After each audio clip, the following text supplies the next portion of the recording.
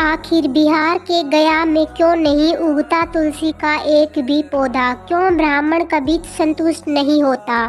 फल्गु नदी सिर्फ नाम की नदी है। क्यों कौवा हमेशा लड़ झगड़ कर ही खा पाता है?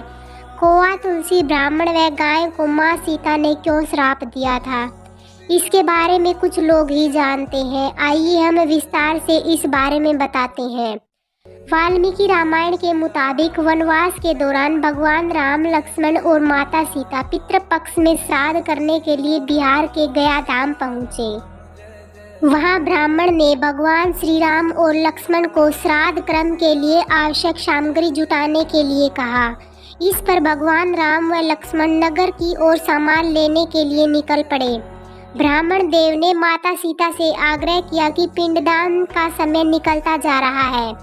यह सुनकर माता सीता की व्यग्रता भी बढ़ती जा रही थी, क्योंकि श्री राम और लक्ष्मण अभी नहीं लौटे थे।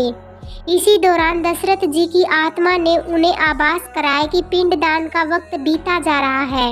यह जानकर माता सीता असमंजस्य में पड़ गई।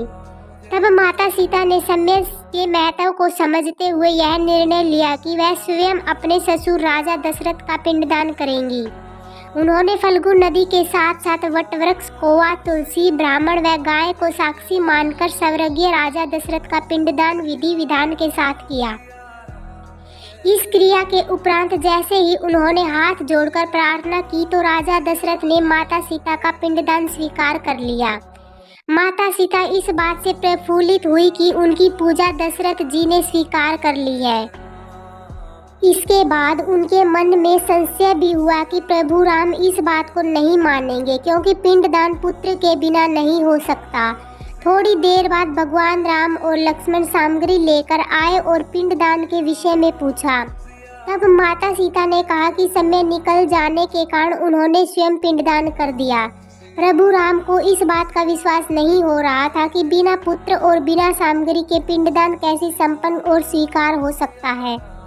इसके बाद माता सीता ने कहा कि वहां उपस्थित फल्गु नदी, तुलसी, कौवा, गाय, वटवृक्ष और ब्राह्मण श्राद्ध कर्म की गवाही दे सकते हैं।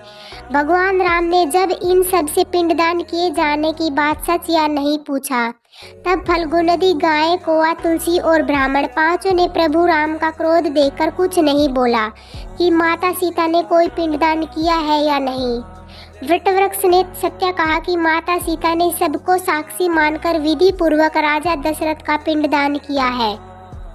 पांचों साक्षी के झूठ बोलने पर माता सीता ने क्रोध होकर उन्हें आजीवन श्राप दे दिया। फल्गु नदी को श्राप दिया कि वह सिर्फ नाम की नदी रहेगी, उसमें पानी नहीं रहेगा। इसी कारण फल्गु नदी आज भी गया में सूखी है।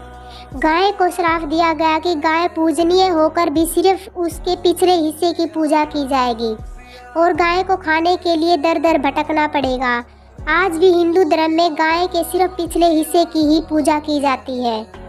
माता सीता ने ब्राह्मण को कभी भी संतुष्ट न होने और कितनी भी मिले उसकी दरिद्रता हमेशा बनी रहेगी का श्राप दिया। इसी कारण ब्राह्मण कभी दान दक्षिणा के बाद भी संतुष्ट नहीं होते। माता सीता ने तुलसी को श्राप दिया कि वह कभी भी गया की मिट्टी में नहीं उगेगी। यह आज तक सत्य है कि गया की मिट्टी में तुलसी नहीं फलती। और कौवा को हमेशा लड़ झगड़ कर खाने का श्राप दिया था। कौवा आज भी खाना अकेला नहीं खाता है।